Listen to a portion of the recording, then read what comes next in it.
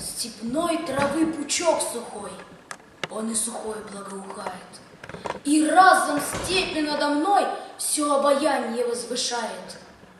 Когда в степях за станом стан бродили орды кочевые, был хан Отрок и хан Сырчан, два брата, батыри лихие.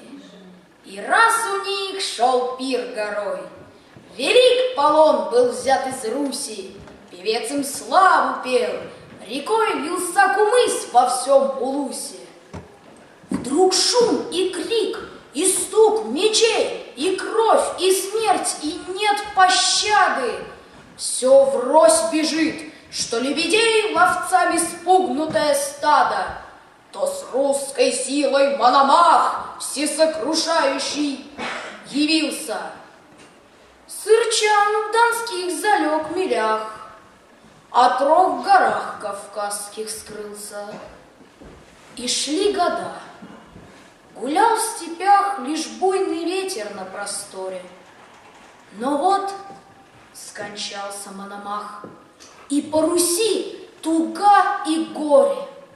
Зовет к себе певца Сырчан и к брату шлет его с наказом. Он там богат, он царь тех стран, владыка надо всем Кавказом.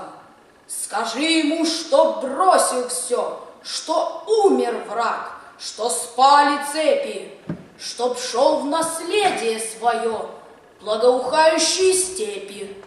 Ему ты песен наших спой.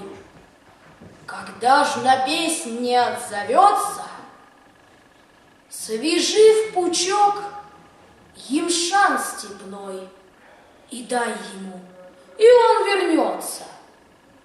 Отрок сидит в золотом шатре, в круг рой абхазинок прекрасных.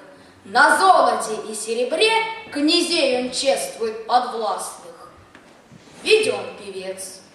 Он говорит, чтоб в степи шел Отрок без страху, что путь на Русь кругом открыт, что нет уж больше Мономаха.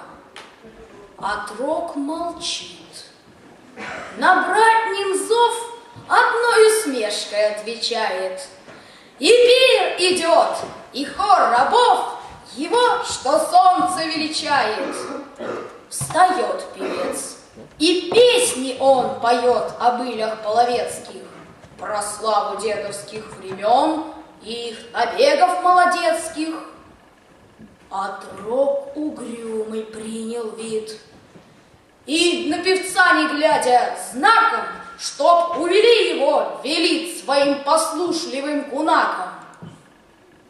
И взял пучок травы степной тогда певец и подал хану. И смотрит хан, и сам не свой, как бы, почуяв в сердце рану, за грудь схватился. Все глядят. Он, грозный хан, что же это значит? Он, пред которым все дрожат, пучок травы, целуя, плачет. И вдруг, взмахнувши кулаком, «Не царь я больше вам отныне!» воскликнул: «Смерть в родном краю милей, чем слава на чужбине!» Наутро чуть осел туман, и озлотились гор вершины. В горах идет уж караван, Отрок с немногою дружиной.